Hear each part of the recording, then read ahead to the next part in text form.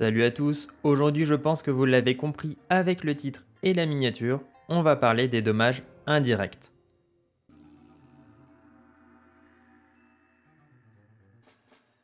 Il faut savoir, surtout pour les anciens joueurs, que ça a un peu changé car avant c'était les dommages infligés en dehors de son propre tour.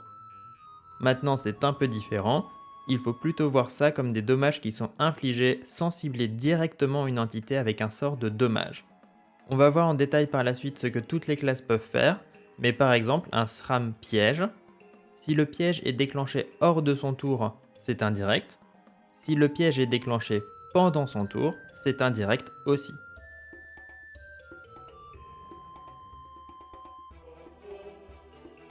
Avant de passer au détail des classes, on va regarder des généralités. Les dommages indirects prennent en compte toutes les maîtrises à l'exception de la maîtrise soin et critique.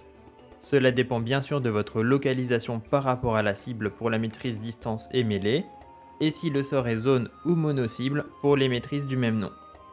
La maîtrise Berserk fonctionne elle aussi si vous avez moins de 50% de vos points de vie lors du déclenchement des dommages. Les pourcentages de dommages infligés comptent quant à eux bien aussi évidemment. Il n'existe pas d'équipement qui augmente spécifiquement les dommages indirects à ce jour, il est uniquement possible de les booster via les sublimations ruines et ruines cycliques, mais aussi de les réduire avec la sublimation détermination. Il existe aussi un état nommé échaudé qui va booster les dommages indirects reçus en fonction du niveau de celui-ci. Du niveau 1 plus 10% dommages indirects reçus à 6 plus 60% dommages indirects reçus. Le niveau de l'état ne s'incrémente pas, c'est-à-dire si vous appliquez 2 fois un sort qui donne 1 d'état, la cible aura toujours un niveau d'échaudé et non 2. Je mentionnerai aussi les sorts qui donnent de l'échaudé dans le détail des classes. Et pour finir, certaines classes possèdent aussi des passifs qui augmentent les dommages indirects. Je les mentionnerai bien entendu également.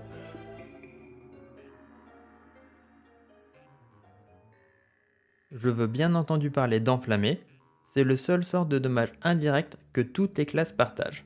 Même si elles ne peuvent pas toutes se l'appliquer, elles peuvent toutes le recevoir. Pour plus d'infos, je vous laisse un peu fouiller ma chaîne, j'ai déjà fait une vidéo spécifiquement là-dessus.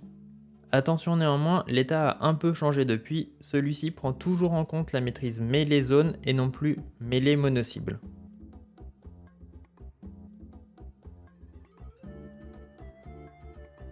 Quand on parle de dommages indirects, la première classe qui me vient en tête c'est forcément le Feka avec ses glyphes qui prendront en compte, vous l'aurez bien compris, les maîtrises distance ou mêlée, ainsi que zone. Il possède aussi Magma, qui prendra forcément en compte sa maîtrise mêlée et zone, et non celle de l'allié sur lequel vous le lancez. Il peut aussi donner des niveaux d'enflammé via le bouclier rempart. On continue avec le Samodas, qui n'a personnellement pas de sort de dommage indirect, mais qui possède un bon moyen de placer de l'échaudé avec fouet enflammé, ou d'augmenter les niveaux d'enflammé via son passif dévouement animal et les sorts feu. Par contre, le Gob Gob pourra quant à lui faire des dommages indirects avec l'aura lunaire. Attention, les invocations ne font pas de dommages indirects car elles tapent directement avec leur sort. Avec une petite exception pour la petite arachnée et ses redoutables poisons. Mention honorable aussi pour le Patapate qui peut placer de l'échaudé. La classe suivante est l'Enutroph, qui ne peut pas faire grand chose mais qui le fait plutôt bien avec Coup de Grisou, qui n'est pas à prendre à la légère, surtout à bas niveau. On enchaîne avec le SRAM, qui possède un poison très puissant hémorragie, et qui peut aussi faire de bons dommages avec ses pièges, mais surtout c'est la seule classe qui possède un sort qui donne 6 niveaux d'échaudé, assassinat. On continue avec le Xelor, principalement sur les sorts eau, sablier et horloge, mais aussi avec ses invocations, Sinistro et rouage. Il possède aussi un passif, flétrissement, qui en plus d'augmenter ses dommages indirects, convertira ses retraits PA en dommages indirects. La classe Ekaflip, quant à elle, pourra faire des dommages indirects avec les pupus négatives, qui peuvent être boostés via le passif Pucerie. Le sort Chasseur, qui pose un glyphe qui se déclenche si la cible le quitte, fonctionnera aussi comme sort de dommage indirect. Et dernière chose, il peut s'enflammer avec D6.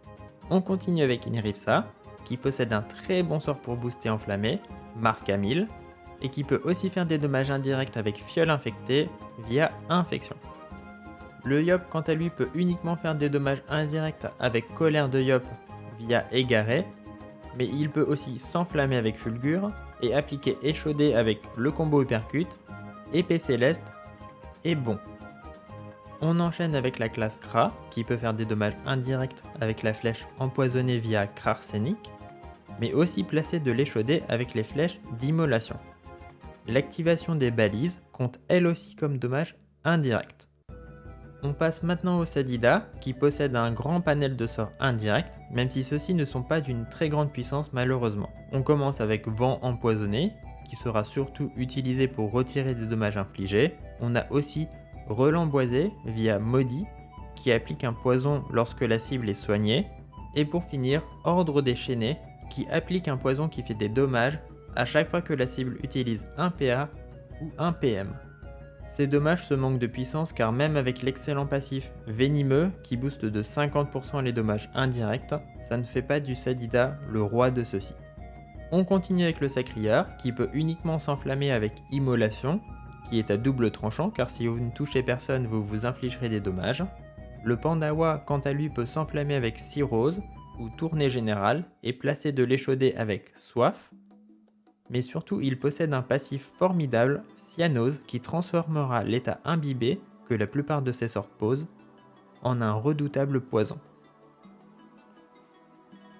On enchaîne avec la classe Roublard, qui est aussi très intéressante à jouer indirect. On retrouve les bombes, qui explosent via le passif Dynamite, les murs de bombes, qui peuvent être boostés via Artificier, ainsi que le sort Bombe Collante. On continue avec le Zobal, il peut appliquer à la fois échaudé et enflammé avec Névrose, mais peut aussi faire de très gros dommages avec le passif Poussée Violente qui transforme vos collisions en dommages. Luginac quant à elle est une classe très performante aussi grâce à ses nombreuses sortes de dommages indirects. On a Brisos qui pose un poison activé si la cible se déplace, Barou qui pose un poison qui s'active en fin de tour et qui est augmenté si la cible est au contact de Luginac, ainsi que le glyphe Canine qui fait des dommages et retire des PM. De plus, elle possède un passif, Épuisement, qui comme le Sadida booste de 50% ses dommages indirects, un autre passif, Flair, qui pose un poison sur les proies, et encore un autre passif, Force Sage, qui convertit les pertes de PM en poison qui s'active au début du tour de la cible. La prochaine classe est le Steamer, c'est encore un peu work in progress à l'heure où je tourne cette vidéo, mais ça a l'air très prometteur. Déjà, il y a la Tourelle qui tape en dommages indirects, ce qui est très bien, mais on trouve aussi deux sorts, un qui pose un glyphe autour de la tourelle s'il est lancé sur cette dernière, il se nomme Flambage. Le second est Dissolution qui pose un poison assez puissant si on possède deux niveaux de surpression. Bien entendu, je vous en parlerai un peu plus dans une future vidéo sur les steamers. Pour finir, on a aussi deux super passifs, Stratégie Robotique qui donne 50% de dommages indirects en forme canonnier, et Roue Chaude qui va taper les combattants qui commencent ou finissent sur les rails. On enchaîne avec l'Héliotrope qui peut faire des dommages indirects avec Flux Torrentiel via la traînée de Wakfu, mais aussi avec la réplique du sort Séisme. Il possède aussi un passif, Disciple du Portail, qui augmente de 10% ses dommages indirects, en plus de faire des dommages indirects aux ennemis qui commencent leur tour sur un portail. Et on finit avec le pauvre Hypermage, qui est la seule classe qui ne peut littéralement pas faire de dommages indirects, pas s'enflammer, ni placer de l'échaudé. Voilà, c'est tout pour aujourd'hui. Alors c'est quoi votre classe préférée pour faire des dommages indirects? Pour ma part c'est bien évidemment le Feka. Couplé avec l'Ossa, il peut faire des dommages vraiment très impressionnants avec ses glyphes. N'hésitez pas à vous abonner pour ne rien louper et mettre un petit like pour soutenir la chaîne. Et sur ce, je vous dis à la prochaine!